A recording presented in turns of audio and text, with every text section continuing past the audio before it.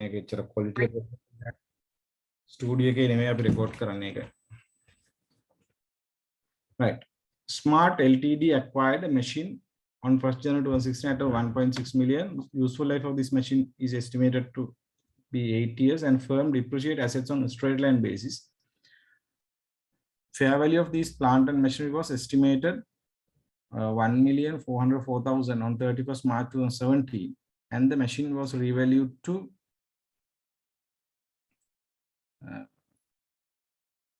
1.1 million on 31st March 2018. Calculate the revaluation surplus or deficit on 31st March 2017 and 31st March 2018. Right. Then put a machine value 1.6 million. Residual value is not given. Straight line basis now depreciate karane. It's about 1.6 million. Cost of the machine is 1.6 million. Machine purchase karna cost of 1 million. 1.6 million.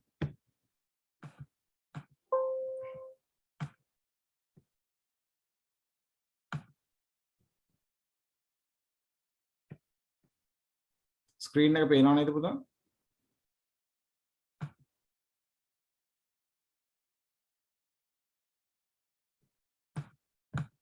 Right. හරි. 1.6 million. එතකොට ඒක ගන්න 1st Jan වල 2016. එතකොට 8 years නේ. එහෙනම් annual depreciation ගන්න පුළුවන්. You have to calculate cost minus residual value divided by useful life. Straight line basis ලක්ෂ 2යි. ලක්ෂ 2කින් depreciate කරනවා. එතකොට අපෙන් අහන්නේ අපිට කියනවා මේ 31st March 2017 වල මේක revalue කරනවලු කීයකටද 1,404,000 වලට 14,04,000කට revalue කරනවලු. අපෙන් අහනවා එදාට revaluation surplus එක කීයද කියලා. අපි ඉස්සෙල්ලම බලමු පුතේ carrying amount එක කීයද කියලා. CA කියලා මම දැම්මේ carrying amount as at 31st March 2017. 31st March 2017 carrying amount එක කීයද? හරි. carrying amount එක කියන්නේ මොකක්ද? ඒක අපි calculate කරනවා cost minus accumulated depreciation.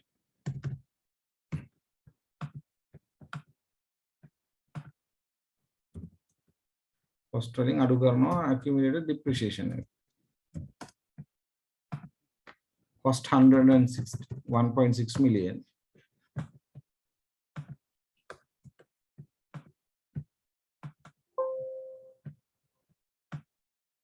Cost එක 1.6 million.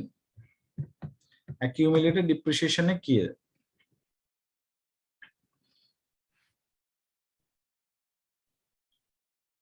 දැන් 2016 එකයි එකනේ ගත්තේ 17 3යි 31 වෙනකොට අවුරුද්දයි මාස 3යි. කවුරු හරි ටක් ගාලා calculate කරලා දාන්න. How much is accumulated depreciation?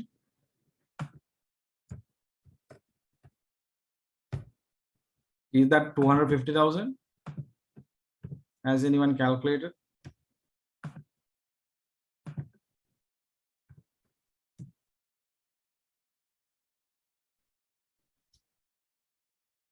Depreciation calculate කරන්න 2016 එකයි එක ඉඳලා 2017 3යි 31කට 2,50,000. එහෙනම් පුතේ carrying amount එක එන්නේ මේ ගාන. නේ carrying amount එක කියන්නේ මේ ගාන. carrying amount. ඔන්න carrying amount. carrying amount එක 1,350,000. revalue කරලා තියෙනවා කීයද? revalued amount එක කීයද? revalued amount එක 1,404,000. ඒකට කැත 1,800 කියලා දැම්මම හොඳයි 1,404යි කවන්නේ. තියෙන එකට දාන්න එපා. right. දැන් ඔන්න revalued amount එක වැඩි carrying amount එකට වඩා. එහෙනම් අපි කියන එක revaluation surplus කියලා.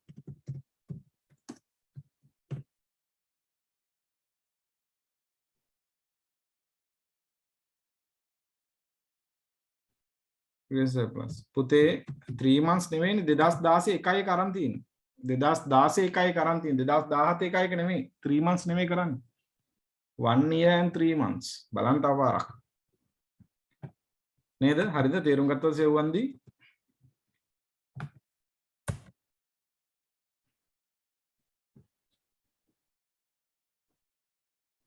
හරි පුතා අන්නේ දින හොඳට බලන්න දැන් ඔයාලට විතරනේ අපිට උනත් එකවරම කල්පනාවක් නැති වුණොත් ඒක මිස් වෙනවා 2016 එක එක 1st January 2016 to 31st March 2017 exactly 1 year and 3 months right so revaluation surplus is 54000 carrying amount එක 1,350,000 revalue කරා එදාට මේ ගානට දැන් පුතේ මේ revaluation surplus එක 54000 අපි මොකද කරන්නේ debit කරනවා property plant and equipment or the machinery debit machinery 450,000 sorry 54,000 and credit revaluation surplus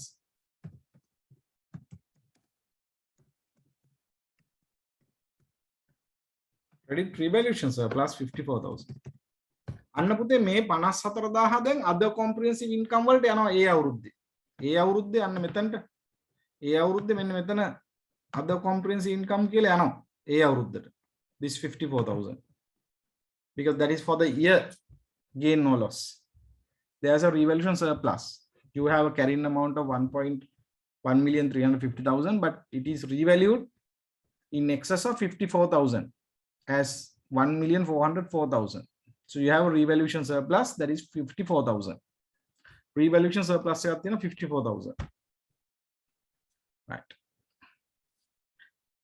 එතකොට journal entry එක මේ දවසට again 31st March 2017 වලට පුතේ journal entry එක මේක right journal entry pass කරන්න ඕනේ දැන් ඒක විතර නෙවෙයි අහලා තියෙන අපි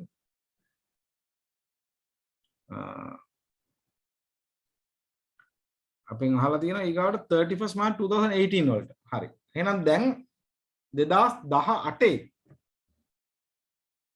3.31කට කැල්කියුලේට් කරන්න ඕන දැන් මොකද වෙන්නේ අන්න දැන් තමයි වැඩේ තියෙන්නේ now new carrying amount is 1,404,000 දැන් මොකද කරන්නේ දැන් ඔන්න පුතේ ඊට පස්සේ අපෙන් අහනවා carrying amount as at 31st March 2018 calculate කරන්න ඕනේ.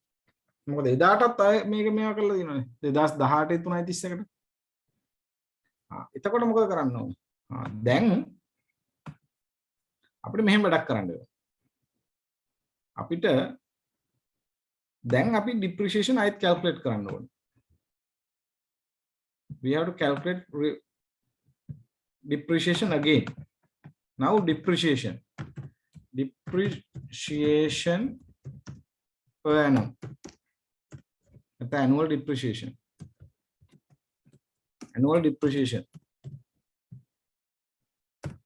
කවද ඉඳලාද 1st April 2018 onwards එතනින් පස්සේ පුතේ depreciation කරන්නේ මෙන්න මේ value එක base කරගෙන කොයි value එකද මෙන්න මේ value එක 1404.3යි හැබැයි දැන් depreciate කරන්න ඉතුරු වෙලා තියෙන්නේ useful life has not been changed useful life එක වෙනස් වෙන්නේ නැහැ නේ පුතේ revalue කරා කියලා it is not mentioned that the useful life has been changed right useful life එක වෙනස් වෙලා නැහැ පුතේ useful life එක වෙනස් වෙලා නැති හින්දා මතක තියාගන්න ඔයාට depreciate කරන්න වෙන්නේ remaining useful life එකට දැන් remaining useful life එක කියද original useful life එක පුතේ තිබ්බේ original useful life එක 8 years දැන් අපි depreciate කරා 1 year and 3 months ඒ කියන්නේ අවුරුදු වලින් නම් 1.25ක් වෙනවා මම නිකන් දැම්මේ අවුරුද්දයි මාස 3යි තව ඉතුරු වෙලා තියෙන පුතේ අවුරුදු කොච්චරක්ද remaining useful life එක remaining useful life how much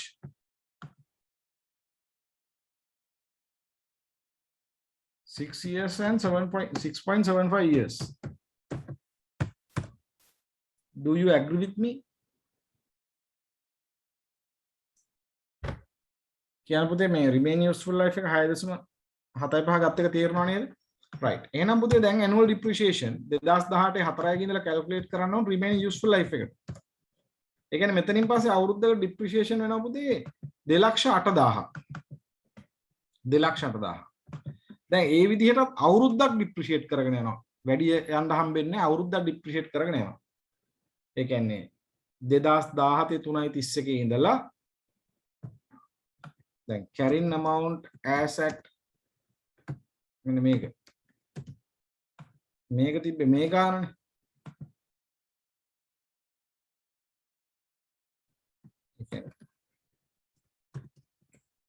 revalued amount 31st March 2017 වල තිබ්බේ පුතේ මේ ගාන. එතනින් පස්සේ depreciation කරනවා මේ ගාන. එක අවුරුද්දයිනේ කරන්න වෙන්නේ. කරපු ගමන් ඔන්න ආයෙ revalue කරනවා. එතකොට carrying amount asset මෙන්න මේ දවසට carrying amount එක තියෙන්නේ කීයද? මේ ලස්සන ගානක් ඈ. හොඳ ගානක්. carrying amount එකකින් මෙන්න මේ ගාන පුතේ. හැබැයි revalue කරන්නේ කීයද? revalued amount එක. revalue කරන්න හරි ලස්සන ගානක් ඈ revalue. revalue කරනවා එදාට 1.1 million වලට. හොඳ ලස්සන ගානක්. හරි ආසයි. ආසයිතෙන් ලස්සන ගානක්. Now carrying amount as at 31st March 2018 is this much, but revalued amount on the same day 1.1 million. Revaluation loss එක කීයද?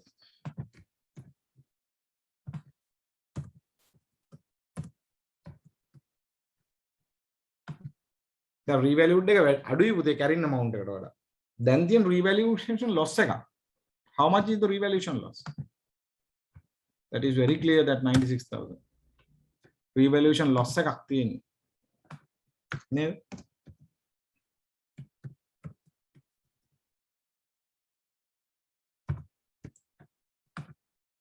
Now there's a revaluation loss of 96,000. Then revaluation loss එකක් තියෙනවා 96,000.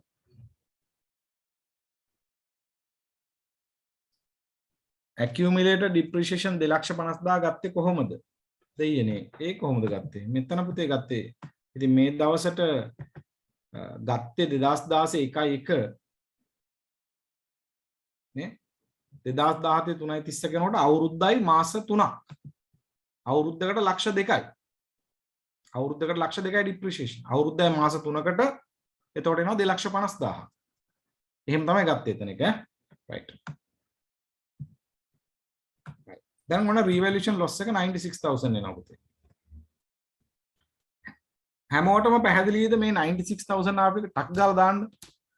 Is it clear how we calculated this 96,000 revaluation loss? Yes.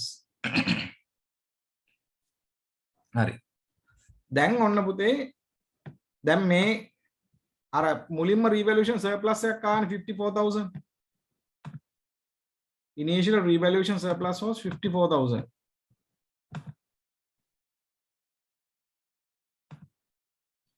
Initial revaluation gain එක ආව 54,000. Initial revaluation gain is 54,000. අපි ඒක කරේ පළවෙනි වතාවට. අපි කියන එක initial revaluation එක. That is the first time we have done the revaluation. That is we have 54,000 revaluation gain. මේ තියෙන්නේ පළවෙනි වරෙන් පස්සේ. මේවා අපි කියනවා subsequent revaluations කියලා. Right? This is the first time revaluation. There was a gain 54,000. Subsequently we have revaluation loss. එතකොට subsequently revaluation loss එකක් ආවහම පුතේ අපි දඩෝන් ගාලා මේක loss එක P&L එකට දාන්නේ නැහැ. අපි බලනවා අපිට කලින් ආපු revaluation surplus තියනවද කියලා. How much of accumulated revaluation surpluses do we have in our reserve account? We have only 54,000. Right? We have only 54,000. 54,000ක් විතරයි තියෙන්නේ. දැන් මොකද වෙන්නේ? 54,000යි තියෙන්නේ අපි ගාව revaluation surplus එකේ. සංචිතවල 54000ක් තියෙනවා අපිට ෂේප් කරගන්න. හැබැයි තව 42000ක් අඩුයි පුතේ. සංචිතවල තියෙන එකෙන් ෂේප් කරගන්න පුළුවන් වෙන්නේ 54000යි. අඩුවක් තියෙනවා 42000. සංචිතවල තියෙන එක පුතේ ඩෙබිට් කරනවා other comprehensive income. ඔනම වරහන් දාන revaluation surplus.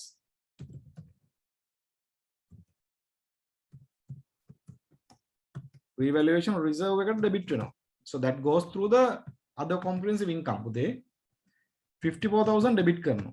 Revaluation surplus එක නැත්නම් other comprehensive income. අර අඩුව 42000ක් තියෙනවනේ. ඒක profit or loss එක. P&L එක. Profit or loss.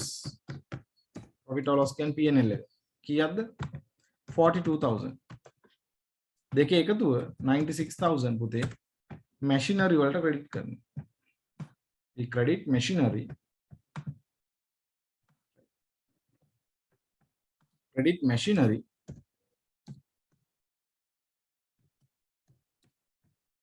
For 96,000. අර කෙනෙක් කියන පුතේ පැහැදිලිද කියලා මේ journal entry දාපු එකද?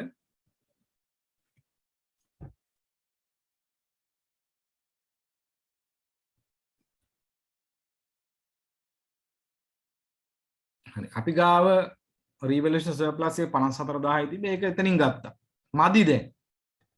මදි ටික revaluation surplus එකට දාලා තියන්න බෑ පස්සේ වැඩි වෙයි කියලා. එහෙම බෑ. කෙලින්ම P&L එකට දාන්න ඕනේ. As for LK16 you have to debit profit or loss, right? Subsequent revaluation losses if you do not have revaluation surpluses to utilize for the loss. So up to that level we have 54,000. So we utilize 54,000, but our revaluation loss is 96,000. There's a 42,000 in excess of the revaluation reserve. So that is charged to profit or loss 42,000. Then the machinery carrying amount of the machinery will be decreased by 96,000 to arrive at the 1.1 million. එතනින් පස්සේ depreciation යන්නේ පුතේ 1.1 million base කරගෙන. Remaining useful life එක. Right. එතකොට අන්න ඔයාගේ මේ අවුරුද්දේ අර P&L එක හැදුවොත් P&L එකට එනවා පුතේ 42000ක් revaluation loss කියලා. මෙන්න මෙතන other comprehensive income වලට ඕනේ මේ පාර ඍණ එකක්. මෙන්න මේ ගාන. මේ පාරේ ඍණ එකක්. මේ 42000. sorry 54000. මේ 54000 ඔන්න මේ අවුරුද්දේ other comprehensive income වල ඍණ විදියට පෙන්වන්න පුතේ. ඔයාගේ P&L එක හදද්දි මම ඒකත් කියන එක හොඳයි කියලා හිතනවා. 42000 මෙතන P&L එකට යන්නේ revaluation loss එක. 42000 P&L එකට profit for the period calculate කරද්දි. ඒක administrative other expenses යටතේ දාන්න පුළුවන්. Revaluation loss under other expenses. එයා මෙතනට යන්නේ 42,000. Right, මම නිකන් දන්නේ. Right, I just want to show you that revaluation loss 42,000 has to be charged to profit or loss, but 54,000 is charged to other comprehensive income because we had previously recognized revaluation gain. Right.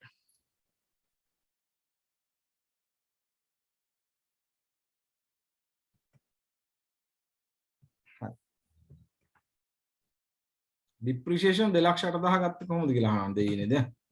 ඒක ගත්තේ පුතේ මෙහෙමයි. දැන් අපි රීවැලියු කරේ 2017 330කට 14,04,000යි. එතනින් පස්සේ useful life එක ඉතුරුලා තියෙන්නේ අවුරුදු 6.75යි. original useful life එක 8යි. නේ? 2017 330 කෙනෙකුට පුතේ අවුරුද්දයි මාස 3ක් depreciate කරා. ඒ කියන්නේ අවුරුද්දයි මාස 3 කියන්නේ 1.25යි අවුරුදු. ඒතර 8ෙන් අඩු කරන්න 1.25. right 8ෙන් අඩු කරන්න 1.25. එතකොට එනවා අවුරුදු 6.75යි. එතකොට 2018 330 කින් පස්සේ ඒ කියන්නේ 2018 4යි 1 ඉඳලා ඉතිරි වෙලා තියෙන carrying amount එක. ඒ කියන්නේ 14,04,000 14,04,000 අවුරුදු 6.75ක් අතර depreciate කරන්න. එතකොට තමයි 2,08,000ක් ආවේ annual depreciation එක. හරි? ඒක ආවේ කොහොමද? 14,04,000 බෙදනවා remaining useful life එක 6.75 years. right. පැහැදිලිද පුතේ? Is it clear?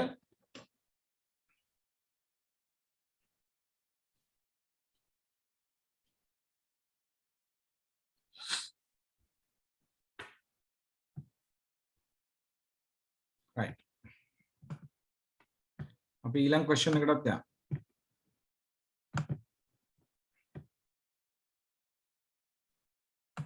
Sigma PLC had purchased a van for distribution of goods at rupees 8 million on 1st April 2015. Especially you have to highlight those dates. පුතේ මේ දින තියෙනේම highlight කරගන්න. The firm depreciated its motor vehicle at 25% straight line basis. This was tested for impairment on 31st March 2017, and it was revealed that the carrying amount of van is greater than the recoverable amount by 300,000. The fair value of the van, the fair value of the van again estimated to 3.5 million on 31st March 2018. Calculate the impairment loss and revaluation surplus on 31st March 2017 and 31st March 2018. Past journal entries to record above. Right. Again, it is clear that we are using the revaluation model for the subsequent measurement. Income tax එකට මම හොඳ YouTube video දෙකක් දාලා තියෙනවා ඒක බලන්න අනිවාර්යයෙන්ම. Investment property මම කවර් කරනවා ඒක එච්චර දෙයක් නැහැ. Nothing. Income tax එකට මම හොඳ YouTube වීඩියෝ දෙකක් දාලා තියෙනවා අනිවාර්යෙන් මේ දෙක බලන්න. සනික නෝඩ්ස් වලින් මොකද යන්න එපා. එතන පැය වගේ වීඩියෝ දෙකක් තියෙන. ඒක මම දන්නවා අනිවාර්යෙන්ම LKS 12ට තියෙන හොඳම වීඩියෝ දෙකක් කියලා. ඒ දෙක හොඳට බලන්න. ඒකේ වාට ලොකු අයිඩියා එකක් ගන්න පුළුවන් ඉන්කම් ටැක්ස් ගැන LKS 12 ඒ දෙක බලන්න. right.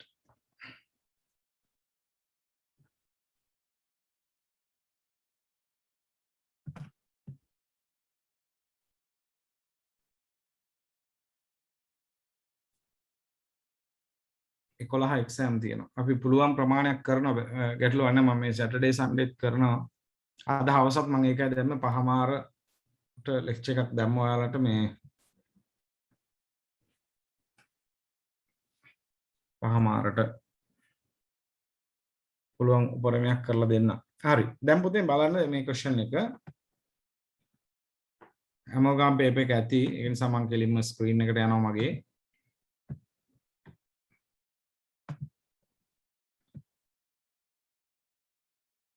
හරි මේක රෙකෝඩින් එකක් දාන්න අපි මොකද මේක එච්චර ක්වොලිටියට රෙකෝඩින් එකක් ඇති නිසා මම කැමති නැහැ ෂෙයා කරන්න කමක් නැහැ අපි දාන්නම් ටෙලිග්‍රෑම් ගෲප් එකට හරි දාන්න හරි බලන්න පුතා Sigma PLC had purchased a van for distribution on goods on at rupees 800,000 on 1st April හොඳට දින දාගන්න පුතේ හා 2005 අප්‍රේල් 1 වෙනිදා ගන්න කීයකටද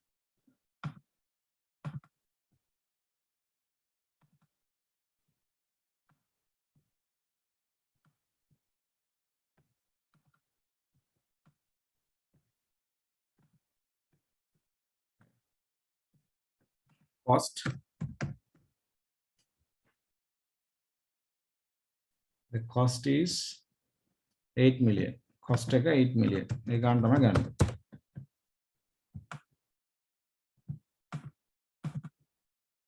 cost එක 8 million වලට ගන්නවා පොතේ ඒ අප්‍රේල් 1 වෙනිදා 2015 ඊට පස්සේ depreciate කරනවා 20% 20% depreciate කරනවා කියන්නේ පොතේ අපි calculate කරගන්න annual depreciation 20% කියලා කියන්නේ කිසිම ගැටලුවක් නැහැ into 20%. There 1.6 million තමයි depreciation. Make a 31st March වලදී impairment test එකක් කරනවලු.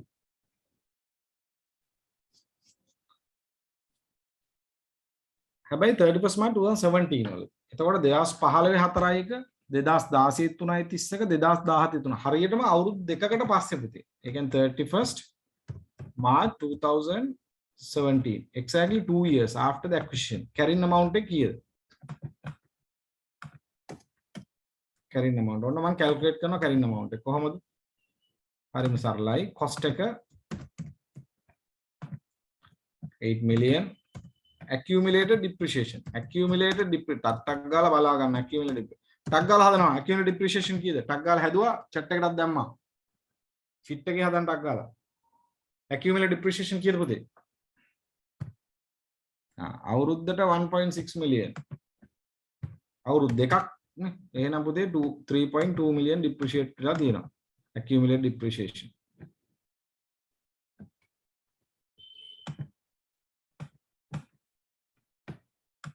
carrying amount.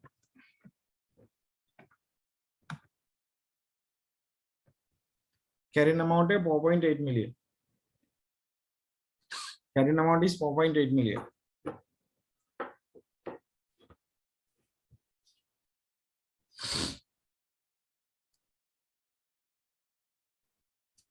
Carrying amount is 4.8 million. හරි.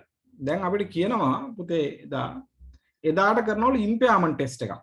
Impairment test එකක් කරලා කියනවලු it was revealed that the carrying amount of the van is greater than recoverable amount by 300,000.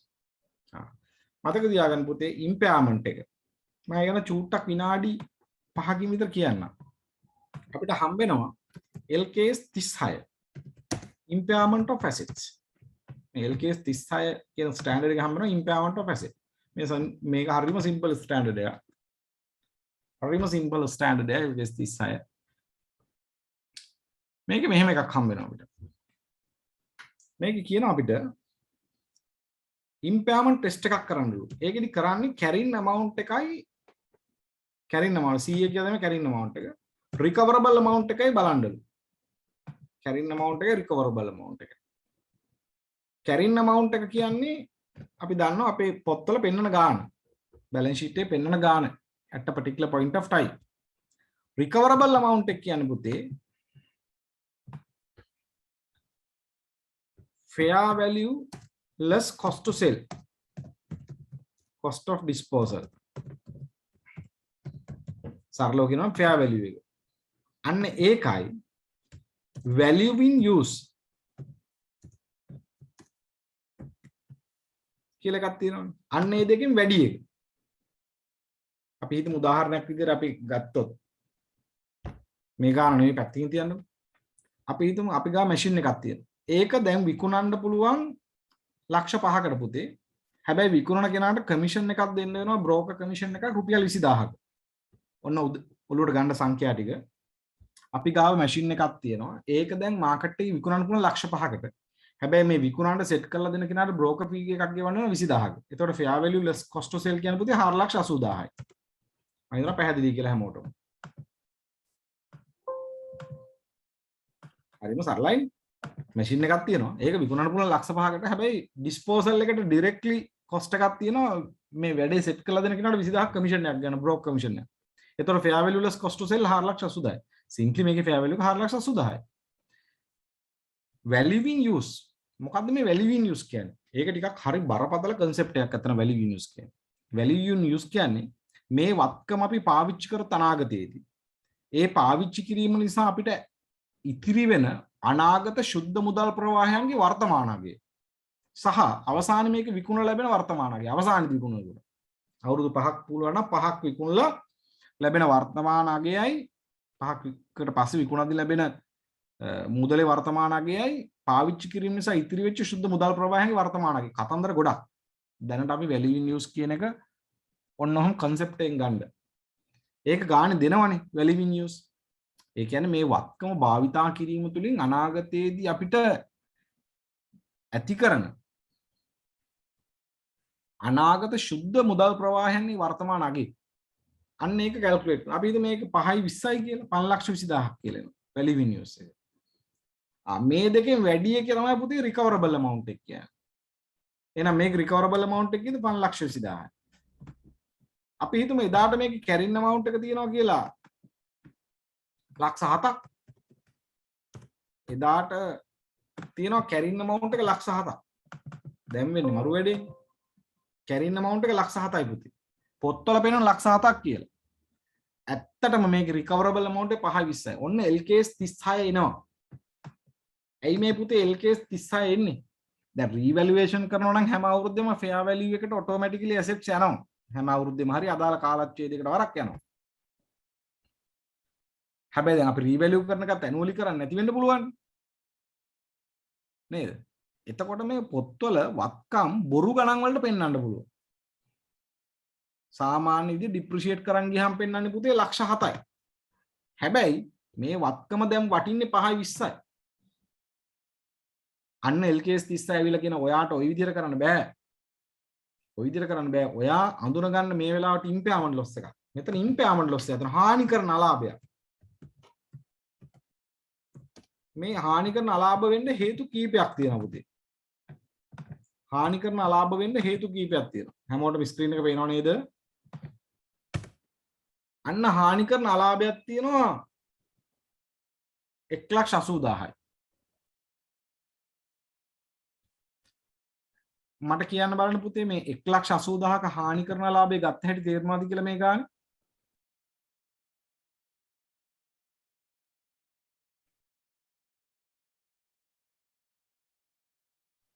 හරි. හානි කරන ලාභයක් තියෙනවා. බලන්න කොච්චර ලොජිකල්ද කියලා. දැන් මේක වෙන්න හේතු තියෙන පුළුවන් මෙහෙම. අපි හිතමු පුතේ මම ඔන්න කම්පියුටර් එකක් ගන්නවා ලක්ෂ 2ක් දීලා. මම ලක්ෂ 2ක් දීලා කම්පියුටර් එකක් ගන්නවා. මම තීරණය කරනවා මේක ඩිප්‍රීෂিয়েට් කරන්නේ අවුරුදු 5කට. ඒ කියන්නේ අවුරුද්දකට 40000 ගාන ඩිප්‍රීෂিয়েට් කරන්නේ. එහෙනම් පළවෙනි අවුරුද්දේදී කැරින් amount එක ටක් ගාලා කියන්නේ. මම කම්පියුටරයක් ගන්නවා ලක්ෂ 2ක් දීලා. අවුරුදු 5ක පුරාවට තමයි ඩිප්‍රීෂিয়েට් කරන්නේ. යූස්ෆුල් ලයිෆ් එක අවුරුදු 5යි. Straight line basis. මට කියන්න බලන්න අවුරුද්දකට පස්සේ කැරින් amount එක කීයද කියලා.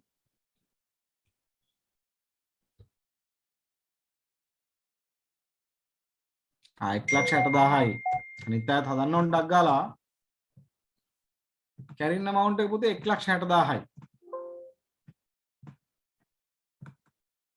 දැන් ඔන්න මගේ පොත්වල පෙන්නනවා කැරින් amount 1,60,000යි. හැබැයි මෙන්න දෙයියනේ මං ගත්ත කම්පියුටරේ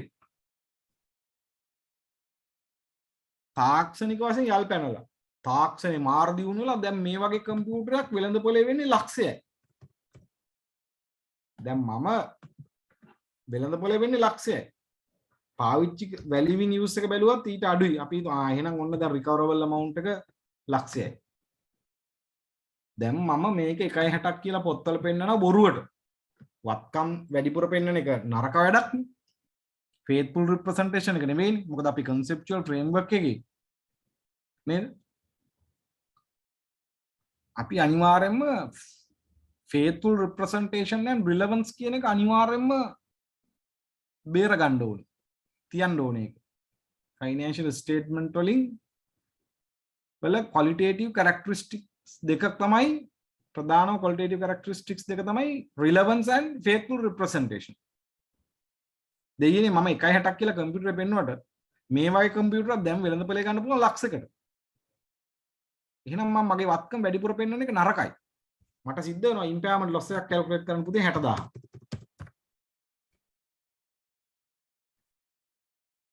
impairment loss එක 60,000. අපි මේ impairment කියන එක හැම අවුරුද්දෙම ජොලියට කරන්නේ නැහැ.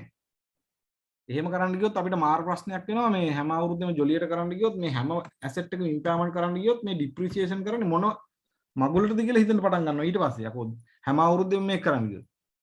ඉතින් depreciation කළා වැඩක් නැහැ. හැම අවුරුද්දෙම impairment එක බලවන ඉවරයි. ඒකින්ද පුතේ impairment එක කියන එක කරන්න කියලා ස්ටෑන්ඩඩ් එකේ කියන්නේ ඉන්ඩිකේටර් එකක් තිබ්බොත්. අත්‍යවශ්‍යම impairment කරන්න ඕනේ assets කීපයක් තියෙනවා. දැන් goodwill එක annual impairment test එකට වාජනය කරන්න ඕනේ කියලා. goodwill එක. ඒ වගේම intangible asset එකක් තියෙනවා නම් built up කරගෙන යන work in progress වල තියෙන intangible asset එකක් තියෙනවා. ඒක annual impairment එකට අනිවාර්යෙන් වාජනය කරන්න ඕනේ. right? එහෙම නැත්තම් අනිත්වත්කම් අපි හැම අවුරුද්දෙම impairment කරන්නේ නැහැ පුතේ. impairment test කරන්න යන්නේ නැහැ. අපි impairment test එකක් කරන්නේ අපිට ඊට කලින් තියෙනවනේ impairment indicator එකක්. indicator of impairment indicator එකක් තියෙනවා. කියන්නේ හානිකරණයක් වෙලා කියලා ඇඟවීමක් තියෙන්න ඕන. නැත්තම් මේ හැම අවුරුද්දෙම fair valueless cost of disposal උයි value in use calculate කර කර ඉන්න ගියොත් මූල්‍ය ප්‍රකාශන හදන එක කරන්න වෙන්නේ නැහැ අපිට. ඒක ඩිප්‍රීසියේෂන් ගැටලුවක් නැහැ නේ. ඩිප්‍රීසියේෂන් හරිම සරලව කැල්කියුලේට් කරා යද. ඉම්පයර්මන්ට් එක කරන්න ඕනේ පුතේ ඉන්ඩිකේටර් එකක් ඉස්සෙල්ලා පත්තු වෙන්න ඕනේ. ඉන්ඩිකේටර් එකක් පත් වුණොත් තමයි අපි මේක කරන්නේ. දැන් උදාහරණයක් විදිහට ටෙක්නිකල් ඔබ්සලන්ස් එකක්. තාක්ෂණික යාල්පැනීමක් වෙනවා. මගේ ගාව තියෙන කම්පියුටරේ තාක්ෂණික දියුණුවත් එක්ක පට්ට වේගෙන් යාල්පැනලා යනවා. අන්න ඉන්ඩිකේටර් එකක් තියෙනවා there may be a impairment. That's why I carried out the impairment test and then I revealed that there is a 60,000 of impairment. එහෙම නැත්තම් මං සාමාන්‍ය විදිහට තාක්ෂණයේ එහෙම මහා විශාල පෙරලි වෙලා නැත්තම් තාක්ෂණික වශයෙන් මගේ කම්පියුටර් යාල්පැනලා නැත්තම් මම මගේ පාඩුවේ ඉන්නවා. impairment කරන දඟලන්නේ මේ carrying value මේ value in use fair value less cost to disposal calculate කරලා. එහෙම නැත්තම් ඉන්ඩිකේටර් එකක් මං කිව්වේ ටෙක්නිකල් ඔබ්සලන්ස් එකක්. එහෙම නැත්තම් පුතේ ෆිසිකල් ඩැමේජ් එකක් එන්න පුළුවන්. දැන් උදාහරණයක් විදිහට භූමිකම්පාවක් ඇති වෙලා අපේ බිල්ඩින් එකේ ක්‍රැක්ස් ගියා කියලා හිතන්නකෝ. අන්න ෆිසිකල් ඩැමේජ් එකක් තියෙනවා. නැත්තම් ගින්නක් අරගෙන ගොඩනැගිල්ල හානියක් වුණා කියන්නේ. අන්න අනිවාර්යෙන් ඉම්පයර්මන්ට් එකක් කරන්න because there is a indicator of impairment. හරි. එහෙනම් පුතේ මතක තියාගන්න. අපි ඉම්පයර්මන්ට් කරන්නේ ජොලියට නෙවෙයි. අපි හැම අවුරුද්දෙම ඉම්පයර්මන්ට් කරන්න යන්නේ නැහැ. ඩිප්‍රීසියේෂන් අපි ඇනුවලි කරන් යනවා. ඉම්පයර්මන්ට් කරන්නේ අතර මේ ඩිප්‍රීසියේෂන් එකෙන් කැප්චර් වෙන්නේ නැහැ. මොකද ඩිප්‍රීසියේෂන් එක කරන්නේ පුතේ අපි ගන්න දවසේ තියෙන තත්ත්වයන් දිහා බලන්න. එතනින් පස්සේ අවුරුද්දට මෙච්චරක් කියලා ඩිප්‍රීසියේට් කරගෙන යනවා. හැබැයි අනිත් මැටර්ස් කැප්චර් වෙන්නේ නැති හින්දා ටෙක්නිකල් ඔබ්සලන්ස් එකක් වුණොත්, ෆිසිකල් ඩැමේජ් එකක් වුණොත්, ඉන්ටරෙස්ට් රේට් චේන්ජ් එකක් වුණොත් ඒ වගේ ඉම්පැක්ට් එකක් තියෙනවා. රයිට්? අන්න ඒවා කැප්චර් වෙන්නේ නැති නිසා ඇසෙට්ස් වලට අපි මොකද කරන්නේ ඉන්ඩිකේටර් එකක් තිබ්බහම ඉම්පයර්මන්ට් ටෙස්ට් එකක් කරනවා. හරි. දැන් මම ඉම්පයර්මන්ට් ගැන පොඩි පැහැදිලි කිරීමක් ආවද පුතේ LKS 36 මම මේ කියපු ටික? Is it clear how we calculate 60,000, 180,000 and the process of impairment? මම මේ highlight කරපු ටික බලන්න පැහැදිලිද කියලා? What is fair value less cost to sell, value in use, impairment loss, recoverable amount? ඔන්න terms කිහිපයක් මම කිව්වා. මොකද්ද fair value less cost to sell, value in use? ඒ දෙකෙන් වැඩි අගයට කියනවා recoverable amount එක කියලා. recoverable amount එක carrying amount එක අතර වෙනස බලනවා. බැරි වෙලාවත් carrying amount එක වැඩි නම් recoverable amount එකට වඩා අපි කියනවා ඒක impairment loss එකක් කියලා. අන්න ඔය වචන ටික ඔලුවට ගියාද? fair value less cost of disposal, value in use. මේ දෙකෙන් වැඩි එක තමයි පුතේ recoverable amount කියන්නේ. Whichever is higher. Fair value less cost of disposal, value in use. Whichever is higher is the recoverable amount. RA කියලා දෙන recoverable amount. तो recoverable amount එක carrying amount එක compare කරාම අපිට calculate කරගන්නකොට impairment loss එක.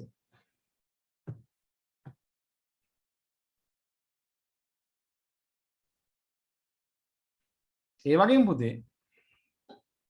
පුතේ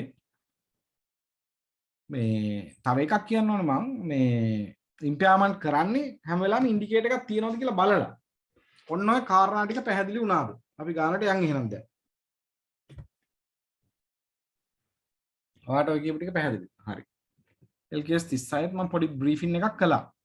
ප්‍රශ්න ටිකක් හදමු අපි තව. වෙලාව තියෙන විදිහට. right. එහෙනම් අපි නැවත question එකට යමු. දැන් sigma plc එකේ එහෙනම් carrying amount එක මේ දවස්වල 31st March 2000 carrying amount as at 31st March 2017 is 4.8 million. අපිට එදාට කියනවා this was tested for impairment on 31st March 2017 and it was revealed that carrying amount of the van is greater than recoverable amount by 300,000. අම්මා එහෙනම් ඔන්න එදාට recoverable amount එක කීයද? ඒක අහලා නැහැ විභාගෙට. මම නිකන් හැදුවා. මට කියන්නේ මේකේ පුතේ carrying amount එක recoverable amount එකට වඩා වැඩිලු. carrying amount එක 48යි කියන්නේ recoverable amount එක 145ක් වෙන්න. ඉතින් ඒකනේ කියන්නේ. නේද? අපිට ගාණි කියලා තියෙනවා ඒක. carrying amount එක වැඩිලු recoverable amount වලට. ඒ කියන්නේ impairment loss එක 3යි. ඇත්තටම impairment loss එක කියන ගාණි දීලා තියෙනවා 3.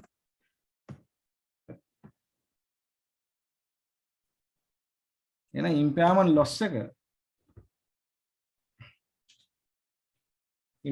loss එක මෙදාට කවදාද පුතේ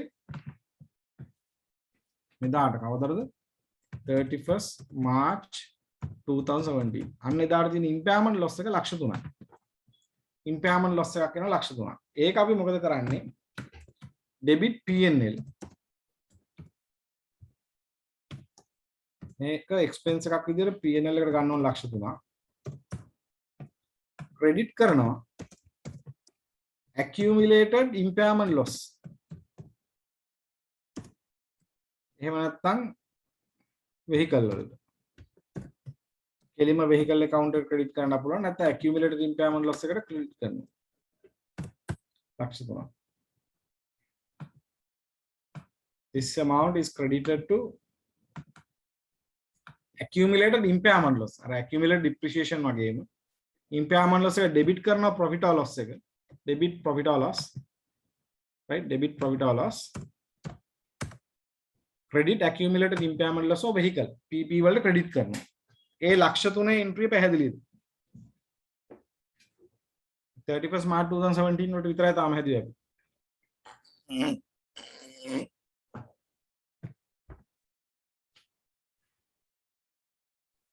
ඒක පැහැදිලි වුණාද පුතේ ලක්ෂ 3ක impairment loss එක 31st March 2017 වලට ඒ ගානේ කියලාම තියෙනකන්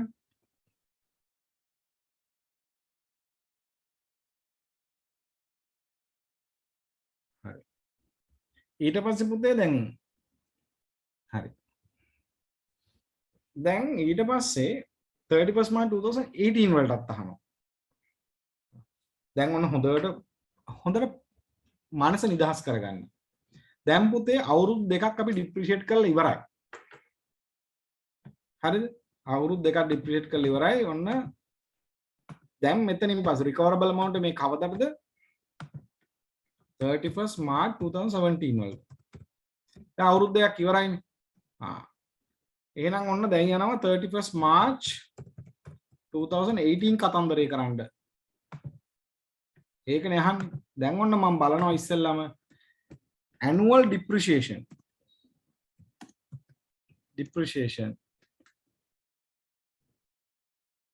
from 1st April 2017 onwards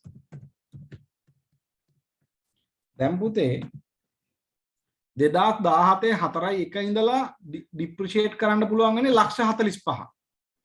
තව useful life එක ඉතුරුලා තියෙනවා කියද්දි අවුරුදු 3ක්. ලක්ෂ 15යි. මට ටක් ගාලා කියන්න මේ ලක්ෂ 15 ගත්ත එක තේරුණාද? මතක තියාගන්න 2017 3.31 දිනට recoverable amount එක ලක්ෂ 45ක් වුණා. අපි ඒ ගානට asset එක අඩු කළා. එතනින් පස්සේ අපි depreciate කරන්නේ ලක්ෂ 45 තමයි remaining useful life එකට. remaining useful life එක අවුරුදු 3යි තියෙන්නේ. අවුරුදු 3 කියලා කොහොමද ගත්තේ?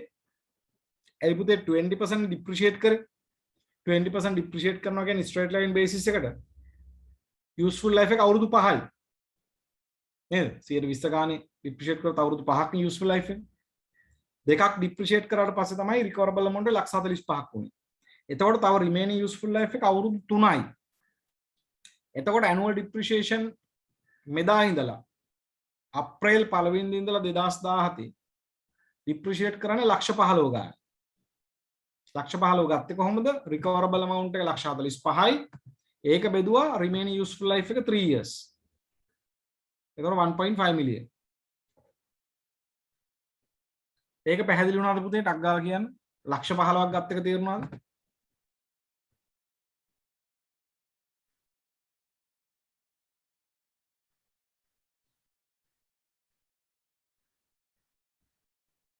is everybody sleeping yes කියලා තේරිලා හරි ටක් ගාලා අවදි වුණා that's okay හරි දැන් මම මොකද කරන්න පුතේ දැන් මම calculate කරන්න ඕනේ carrying amount as at 31st March 2018 මේ ලස්සන ගණන් නේ හරි හොඳයි carrying amount එක calculate කරන මේ දවසට මොකද කරන්නේ මෙන්න මේ දවසට අපි recoverable amount එක ලක්ෂ 45ට ගේන්න උනානේ නේද එතනට ගේන්න උනා එතනින් පස්සේ depreciation කරන්න වෙන්නේ එක අවුරුද්දයි depreciation ඩිප්‍රීසියේෂන් කරන්න පුළුවන් වෙන්නේ ලක්ෂ 15යි පුතේ. එක අවුරුද්දක් ඩිප්‍රීසියේට් කරපු ගමන් ඔන්න ආයෙත් fair value එක estimate කරනවා. දැන් ඔන්න carrying amount as at 31st March 2018. හරි ලස්සන ගණන් අතන හොඳයි. හොඳට ප්‍රින්සිපල් එක ටෙස්ට් කරන්න පුළුවන් ගණන්. හරි ලස්සනයි. 31st March 2018 වෙනකොට ඔන්න පුතේ carrying amount එක තියෙනවා කීයද? 3 million. එදාටම පුතේ recoverable amount එක ඔන්න calculate කරලා තියෙනවා. එදාට recoverable amount එක ගන්න දෙනවා. 2018 3.31 recoverable amount එක ඔන්න ආය පාරක් calculate කරනවා. fair value එක calculate කරාලු ඒක 3.5 million කියනවා. now that is 3.5 million. අපිට ඉතින් value in use තියලා නැති හින්දා fair value එක recoverable amount එක කියලා ගන්න ඕනේ. now the recoverable amount is 5 million. අන්න පුතේ දැන්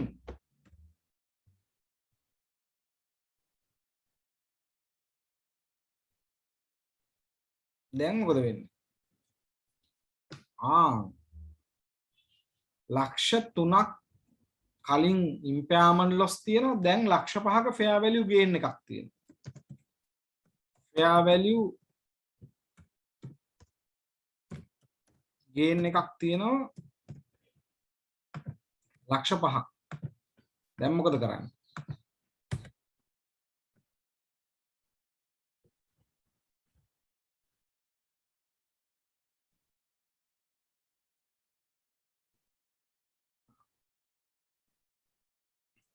ලක්ෂ 5ක් fair value gain එකක්.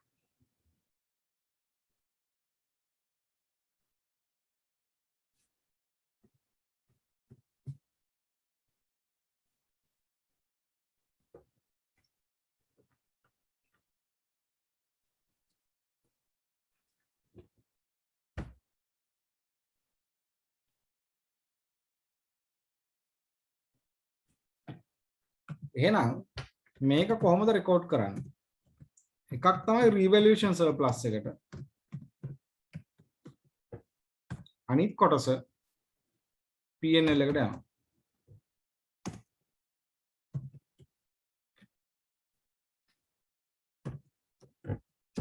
reversal of impairment loss.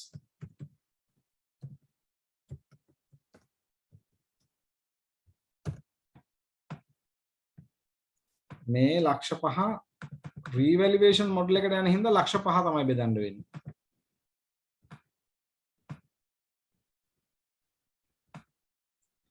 මේ ලක්ෂ 5 බෙදලා දෙන්න වෙනවා පුතේ. fair value gain එකක් තියෙනවා. හරි. දැන් මට මේක දැන් සමහර වෙලාවට ඔයාලට හිතෙනවා ඇති දඩෝන් ගාලා මෙහෙම කරන්න. කොහොමද? කලින් impairment loss එක ලක්ෂ 3යිනේ. ලක්ෂ 3යි නම් ඔන්න දැන් රිවර්ස් කරනවා P&L එකට ලක්ෂ 3යි revaluation surplus එක ලක්ෂ 2යි කියලා. ආයෙ එහෙම ලක්ෂ 5 දැම්මහම වැඩි ඉවරයි කියලා. ඒ කියන්නේ ඔයාලට නිකන් එකවරම හිතෙන්න පුළුවන් පුතේ පට්ට සරලයි පට්ට විදියට තේරෙන්න පුළුවන් මෙහෙම කරා නම් හරි. හරිනේ ඉතින් ඔක හරිනේ. දැන් machinery van එක වැඩි වෙලා එහෙනම් debit කරමු vehicle ලක්ෂ 5යි. ගැටලුවක් නැහැ vehicle debit කරන ලක්ෂ 5ක්. credit කරමු P&L එකට ලක්ෂ 2ක්. credit කරමු revaluation surplus revaluation reserve නැත්නම් other comprehensive income කියලා ලක්ෂ 3ක්. මේක මහා පට්ට සරල පට්ට ගොන් විදිහට දෙන්න පුළුවන් උත්තරයක් පුතේ. මම ඇයි දන්නේ පට්ට ගොන් කිව්වේ කියලා ඔයා කල්පනා කරනවා ඇති.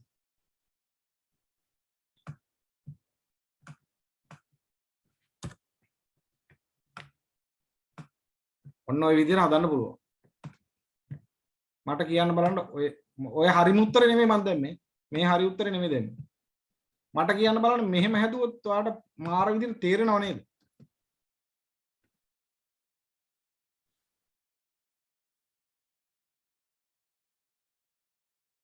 එහෙම හැදුවොත් තේරෙන්නේ නැද්ද? හරි. දැන් ලක්ෂ 35නේ recoverable amount එක. එතකොට carrying amount එකට වඩා recoverable amount එක වැඩි. එතකොට අපිට තියෙනවා gain එකක්.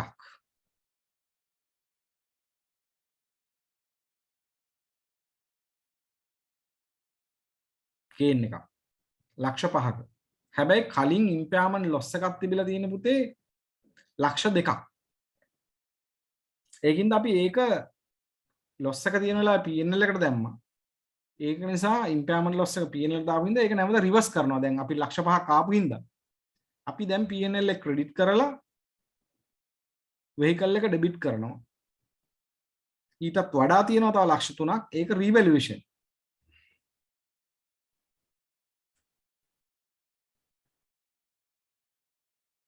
P&L ලක්ෂ 3යි රීවැල්යුේෂන් එක ලක්ෂ 2යි.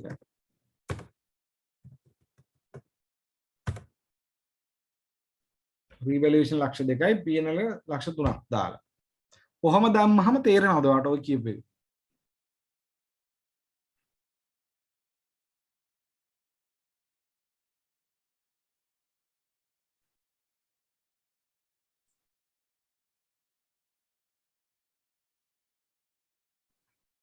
නෑ ඒත් නෑනේ. හ්ම්.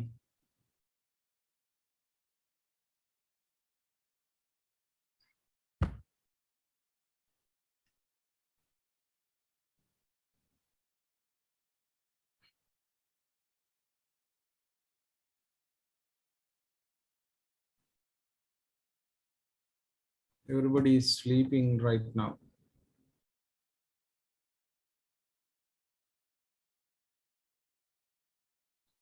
දැන් recoverable amount එක ලක්ෂ 35යි පුතේ, carrying amount එක 2018 ලක්ෂ 30යිනේ.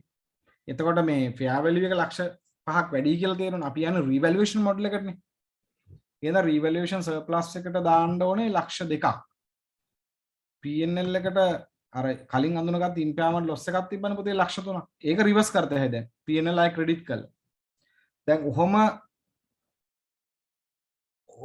ඔහොම නෙමෙයි පුතේ හරිම වැඩේ හැබැයි. මාර වැඩේ ඒක. මේක නෙමෙයි සිරාම විදිහ මේක වැරදි. මේක හරිම නෙවෙයි. මං හිතනවා මේක හරිම විදිහ මේක නෙවෙයි. හරි. මම මේක අද හවස ඩිස්කෂන් එකට ගන්නවා. මේක හරිම නෙවෙයි. මට මේක බෝඩ් එකේ ලියලම කරන්න ඕනේ. මම පොඩ්ඩක් try කරන්නම් මෙහෙම කරන්න.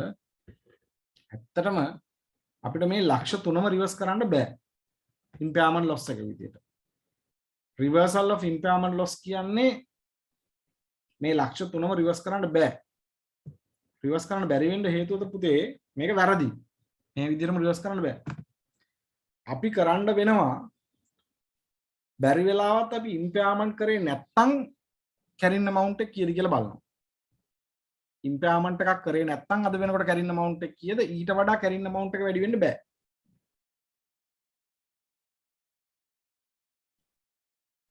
right?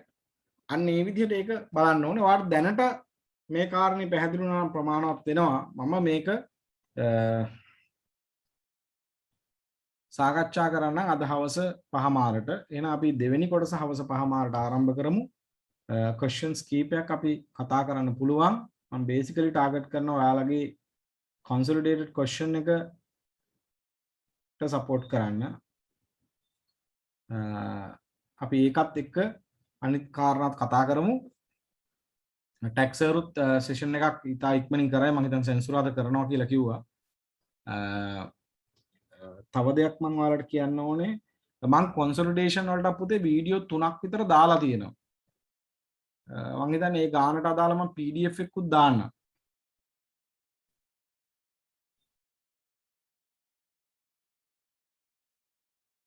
right මේ 18 paper එක 17 consolidate ගානක් කරමුද?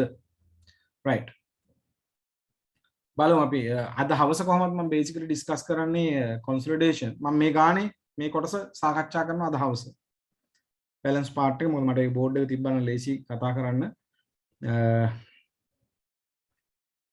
අපි හවසේ ඒක කතා කරමු. එහෙමනම් පුතේ මේ අපි දැන් අදට නතර වෙනවා. හවස 5:00ට ලෙක්චර් එකට සම්බන්ධ වෙන්න. right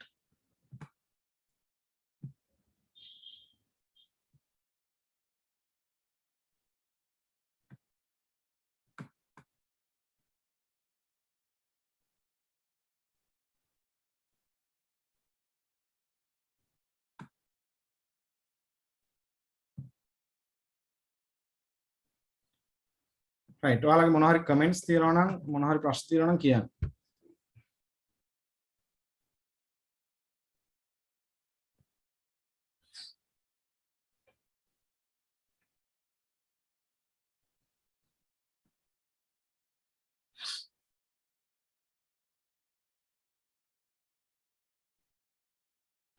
ලෙක්චර් එකේ රෙකෝඩින් එක දෙන්න right හරි FM එකට ලෙක්චර් එකක් කරනවා